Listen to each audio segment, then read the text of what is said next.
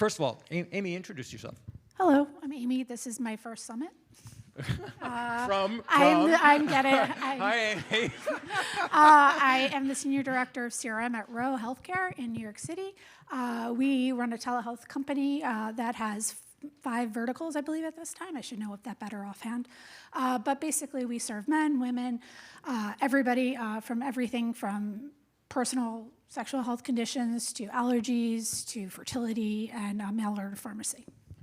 One of the things we want to talk about is that as a telehealth company, Roe enjoys an open rate on their emails that rivals that of a media company. And that's really the story that we want to tell here is especially how they got there and the ways in which they used smart segmentation to get there. So Amy, why don't you tell us about just the basic from a strategic perspective, how Roe typically goes about its segmentation? Sure. So we know a lot about our members and potential members because anybody that we're emailing or contacting has visited us and started an online visit with us.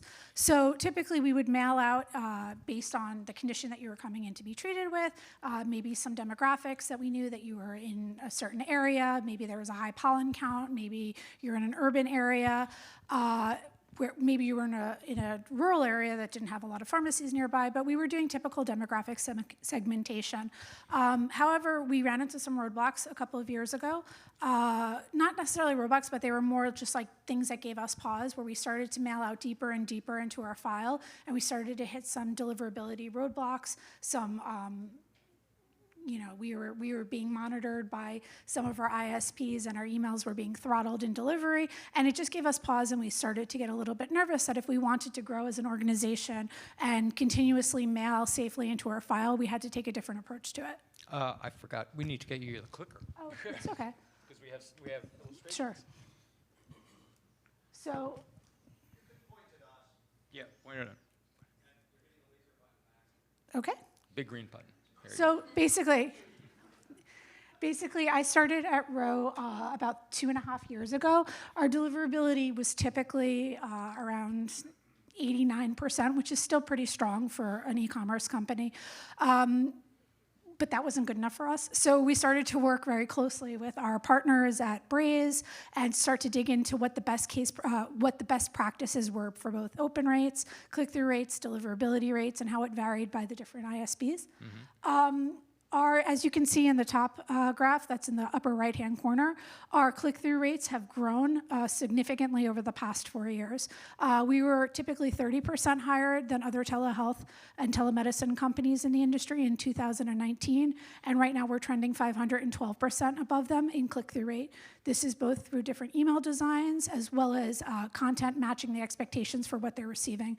If you're looking at our open rates, we were actually below industry standards in 2019, and now we're trending about 67% higher than other telemedicine companies. This actually, people are always like, are these inflated because of iOS? How did this impact your open rates? And we actually didn't see that much of a difference. Our open rates were so strong to begin with that the iOS and the different changes that were going on in email marketing didn't really impact us as much as we thought that they would. So let's talk about the deliverability Sure. challenge. What was the problem? I mean, obviously, you're in a sensitive category, especially Sure. the early days of Roe. It was mainly, Sensitive. aimed at, old guys like me. Sure. And would tend to go into the spam folder pretty easily. Correct. So tell us how you diagnosed the delivery problem and how you solved it. Sure. I think that, as you mentioned, that some of our conditions are very sensitive or seem misleading. If you were to get an email with a subject line like, let us treat your hair loss, you might automatically assume that that's spam, or if we're saying $5 prescriptions, you might think that that's some pharmacy from another country that we're mailing to you. So we had some of those natural, organic deliverability issues that people that might be expecting, which are subject line and content, but there was also a reputation and trust that we needed to build with our users. We saw a lot of early throttling. When we were mailing, if we were typically mailing small amounts on a daily basis, 40K or something like that, if we were mailing more than 100,000, we would see some throttling with our deliverability. So best case scenario, you know that you start to send out slowly, you start to segment and see like how you're going to roll this out, how you're going to mail deeper. But we took it to the next level. We started to break it out by different ISPs. What were the different domains that we were sending to? Should we throttle by each domain? Which everybody here is probably thinking that's what you're doing when you're warming up an IP address. We do this continuously. We also took the recommendations of our vendors to start having segmentation categories based on dates so that we weren't mailing older segments who weren't engaging. We've taken that to the next level where we're doing it in 2-week increments, and we are doing it now for 3.5 years. So we're continuously testing, and we are optimizing each of our campaigns, whether the goal is to open, the goal is to click, or the goal is to purchase. So we are looking to see where can we safely move each every time that we're mailing, where can we safely push against the natural attrition that we might be having? You know, what is the expectation? Do we feel comfortable seeing a dip in deliverability or a dip in open rates at a certain point? And we don't. We now can mail very comfortably deep into our file when necessary. We're about, I want to say, 200 times the amount of mailing that we were when I started on a daily basis. And we've actually grown as an organization. We're no longer dealing with the natural sexual health, private conditions, and we've expanded to derm, mental health, and skincare. So we have a lot of other categories that we're testing into that we can also mail safely. And this was part of sort of a general shift that you guys were making from a Yes. demographic segmentation approach to a Correct. marketing segmentation approach. Why don't you explain to us what you see as the difference between Sure. those two conceptions and how you execute Absolutely. it? So a demographic one might be, this is where you live, this is what we know that you want to be treated for, this is, you are female, you are male. There are those types of demographics. If we're dealing with something such as hair loss, we might speak to you differently as a 20 to 30-year-old, as a 40-plus person. There are all those different natural demographics that we might be dealing with, and we still do that.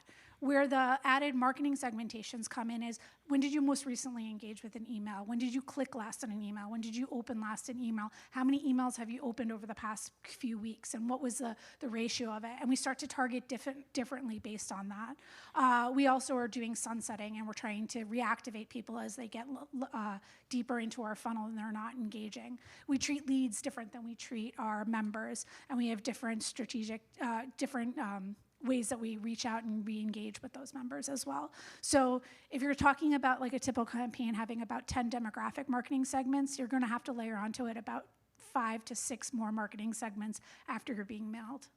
Before we move on to COVID, I want to ask you how all of these changes, what did it take internally to handle this? Did you have to change or expand your team, change skill sets? Well, She's laughing already. I'm laughing already because at the time that this was occurring, my team was just 2 people. It was the CRM manager and myself. And I like to joke around that the CRM team is strong and mighty because we are very, very small, but we get a lot done and we have really exceptional results, and it's due to how smart the people that I have on my team. So we were 2 people. We had 3 people in 2020, and currently we are up to 7 people in 2022. So we are slowly growing. We have dedicated support for each of our verticals. We have experts that cross over everything, and we deal with deliverability. Now, a lot of this set you up to pivot into COVID. Correct. Because COVID really changed the game for you. Not only, obviously, it put a lot more attention on telehealth generally, Correct. but at the same time, it actually gave you a new product you didn't see coming. Yes. Tests. And that required a very different way of identifying and targeting Yes. people. So tell us about how this set you up to do that. I mean, trust is a huge issue. I think with COVID, especially in telehealth, trust was a huge issue. And we were a telehealth company, and our concern was that we wanted to help as many people as possible. When we were able to say, when we found a partner in COVID testing and we were able to send out COVID tests to people, we wanted to reach as many people as possible, and we wanted to give everybody the opportunity to purchase a COVID test, an at-home COVID test, if they needed one, and as frequently as they may needed one. So around December with the last variant, with the Omicron variant, there was a definite need, especially in metro areas, for at-home COVID testing. We were getting a lot of email addresses in that were not necessarily qualified email addresses, and we were getting a lot of reactivation of older email addresses of people who were interested in receiving COVID tests. And this was a challenge. It's a challenge, I think, anytime that you are being asked to mail something that's larger than you're being mailed and messaging with something that is not something that you're normally messaging with. But I think that between the marketing team and the CRM team, we were able to and of course the people who were in the operations and behind the scene, we were able to send out as many tests as possible, and we were able to reach as many people as possible because of the practices that we had in place from prior years and prior testing. We were successfully able to mail, I mean, at one point, I think a daily send was like 4 or 5 times that of what we were mailing 2 years ago. And we were able to maintain our high deliverability rates. I believe at that time, our deliverability was approximately 98%. So 98% of our emails on these high volume days were still being delivered. We weren't seeing throttling. We were able to mail deeper into our file and more regularly over this time period. And we had built trust, and we were a trusted, reputable sender. What were some of the key learnings about trust, about building trust within and maintaining your deliverability using that route as like a foundation? I think testing and cadence is very important. That's the clip. Yeah, show us. So we have continual growth in the volume of our email and high deliverability rates, and trust is low unsubscribe rates. That's actually the first indicator that people trust us, that we want to look to make sure that people aren't unsubscribing. I know that everybody is like, what is the click to open rate? What is all of that stuff? I also like to look at the unsubscribe to click rate of the people who are actually clicking on my email, how many of them are unsubscribing? And as long as that's a low number, I feel comfortable and that people are trusting me. We're also, of course, looking at open rates, and we're testing. Sequence, cadence, and thoughtful segmentation. Not everybody on our file is going to be spoken to the same way. They could receive the same email, but we're going to have different subject lines to see how different segments are reacting to that and what the deliverability is for each of those subject lines. If we have a subject line that's saying like free tests, people might not trust that. It might be like eye-catching and something like that, but people might mark that as spam, as opposed to we're reaching out to say thank you or something of that nature. It's showing that we trust you. We're someone that you can trust with your information. We also have thoughtful channel expansion. We're not only mailing people by email, we're following up on other channels as well to continue to build that relationship of trust with our members. And then there's content testing. We do a lot of testing to make sure that the materials that we're sending are well received by all different segments and all different points of our marketing segmentation. So you've had all these changes to the ways in which you're coming at marketing. Sure. You also have this influx of new email that you've gotten that's very different. Correct. Coming from different sources and different qualities. Yes, absolutely. So what, strategically then, where are you moving forward? What are the next steps for you guys? So that's an actually interesting question. It's a challenge. Every once in a while I come up with one. No, it's great. It's fantastic. That's why we're here. No, it's an interesting question because people who had historically come in on other segmentations, we know why they're there and we have something to speak to you regularly. But we want to help people. We're not fear mongers. We're not doing something like that. So just because you bought a COVID test doesn't mean you want to always hear about a COVID test. Like there are other things that you might be interested in, but we haven't necessarily earned the trust to start talking to you about other things. And I think that we're continuously earning your trust and earning the trust of these people who have received. Somebody in the audience early said that they were impressed that we sent a follow-up email 2 months after they had purchased a test to let them know that the FDA had extended, the expiration date of their on-go tests that they had purchased. It's things like that that make people trust us, and we want to continuously do that and respect those people that just because they bought from us one time, that we're continuously earning their trust and earning the right for them to open up their emails and, help us be reputable senders. And you're also finding ways to go back and reconnect with people who are like 2 years, yeah, who have not been engaged for 2 years. How are you doing that? So we start to do smart expansions. We have a lot of offerings. We like to tell you about the offerings and the different places that you can purchase some of our products. We find that is really successful in opening up emails. We want to remind you that we have other things. We have new introductions of new products and services. So we're constantly testing into that, but we're not doing it. That's where the cadence testing comes in. Somebody who hasn't opened an email from you in 52 weeks doesn't necessarily need to get an email from you every week or every day or every month. Suffice to say, they could get one maybe quarterly, and that might be enough. So we like to be thoughtful in our segmentation and how frequently we're mailing to them. So let's pull back and wrap in terms of the larger lessons learned. Sure. Sort of the key things that you guys have learned from this experience. Correct. It's been a substantial shift that also happens as your company has expanded. Correct. Because you've changed, you've widened There's your been product natural mix. growth. There's been Right. growth just because we've added services. Right. What are sort of the key lessons learned and takeaways you've gotten from this experience? Always be testing. Testing never goes away. You never have like a best case scenario. Your best case scenario is just the champion to be beat. We are constantly testing. We are constantly retesting. We are constantly pushing to see if we can mail deeper, if we can mail smarter, and how we can continuously grow our program. Nothing is ever perfect. It's just a work in progress. We are very, very thoughtful about our expansions. We have added, back in 2019, I think we were 1.5 channels. We're now up to almost 4 channels that we're mailing to, and we're giving people a choice as to where they want to hear from us, how frequently they want to hear from us on those channels, and what we're saying to them. Some of our products are very private, and we try to respect the privacy and earn the right to be in your inbox or in your phone, in your SMS, or even now with direct mail in your inbox, in your physical mailbox. We want to make sure that we're meeting you in the way that you want to be met, and we're respecting everything that you've given us. What are the ways in which you're getting that feedback from users, other than looking at their actual engagement? No, absolutely. Indirectly, what are you getting directly from them to better understand where they want to be contacted, how much? No, absolutely. So our care department is very, very closely entwined with our CRM department. So we are constantly getting feedback from them. This user is being mailed too much. This is happening. Why am I getting this? This was a complaint. So we try to qualify and quantify the complaints that are coming in so that not complaints, but also like some of them are positive feedback. I love that you did this. I love that you said this. I love that you did this. And we're trying to adjust based on what we're knowing from that way. We are seeing what works over time to those same segments. So if we have a subject line that is going on frequently over 2 years, we start to reach that out to other segments because we know that it's working, or we know that that has worked. We're just basically, we're looking to see, we really manage by what you're doing. So are you clicking? Are you not unsubscribing? Are you reopening? Those are like the indicators that we're looking at, not just purchases. And finally, just as we went to Liz and a lottery company to better understand gamification and using that to grab and maintain loyalty with users, I'm going to go to a telehealth company, Sure. especially one that started with male Discrete health conditions. and discrete okay, thank Discrete you. conditions. Thank you very much. Discrete conditions. I was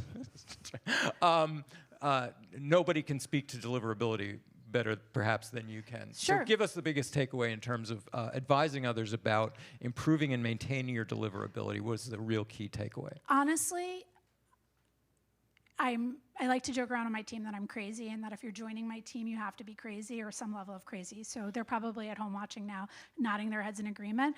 But you can't over segment, and you can't know too much about what your user is doing. And I think that was one of the early learnings that we found that we really pulled through, was we over segmented. We looked at people in 2-week increments going back over 52 weeks.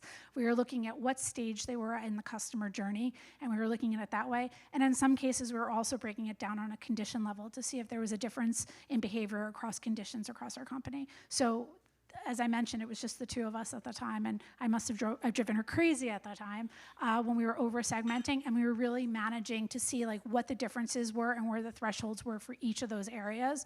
And like, to be honest, some of those early learnings are things that we're still trying to beat now.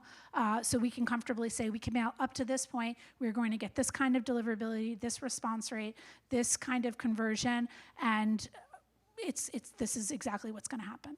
Good. Anybody have any quick questions for Amy? Yep, we have one back here. No, we need to get you on tape. So let us know who you are and where you're from, Chester, from RentPath. Okay. Oh, John no. from Is Summit he High School. really? Hang on a second. Before we have him ask this question, Chester and I used to race high school skiing against each other in Colorado, and we used to kick your butt. But we had some good rivalries, didn't we? We did. Okay, that being said, Absolutely.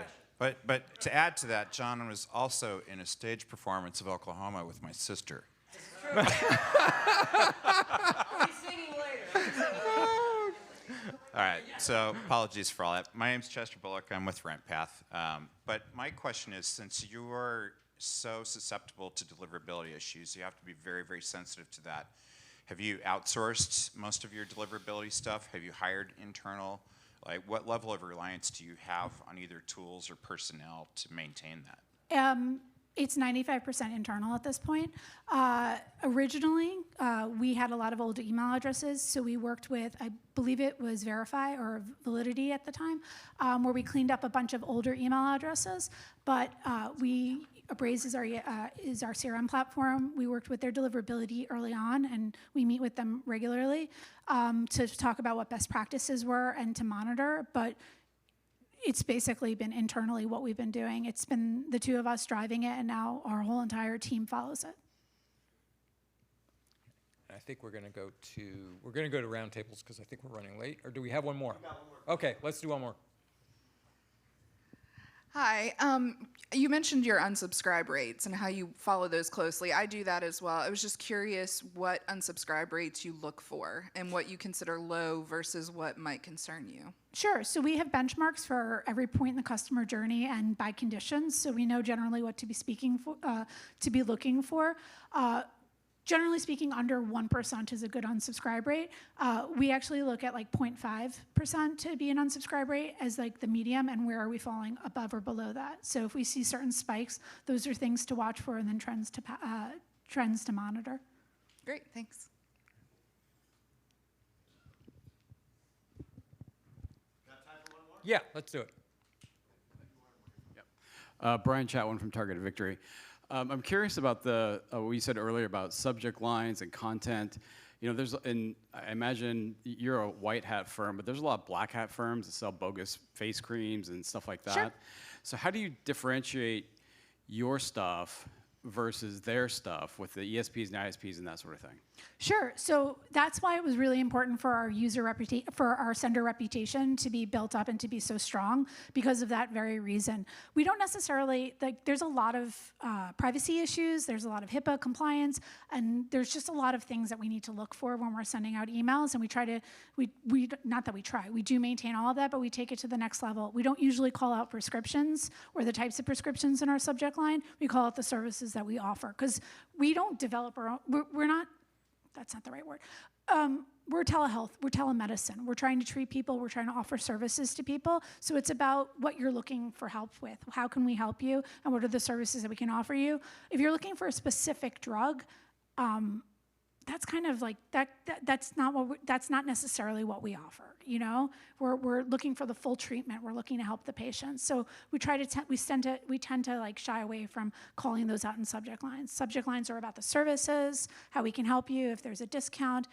It's also privacy, like discrete conditions. You don't want that screaming in your inbox. You don't want to receive a text message about that says like, hey, do you worry about your hair loss? Or hey, some discrete condition, do you need something for that? Like that could be potentially embarrassing. We're dancing all around this, aren't we? Yes, but those can be potentially embarrassing. It's taken a lot for me to say that much. All right. But yeah, we try to maintain levels of trust. Amy Heir, thank you so much. No problem. That was great. Thank you.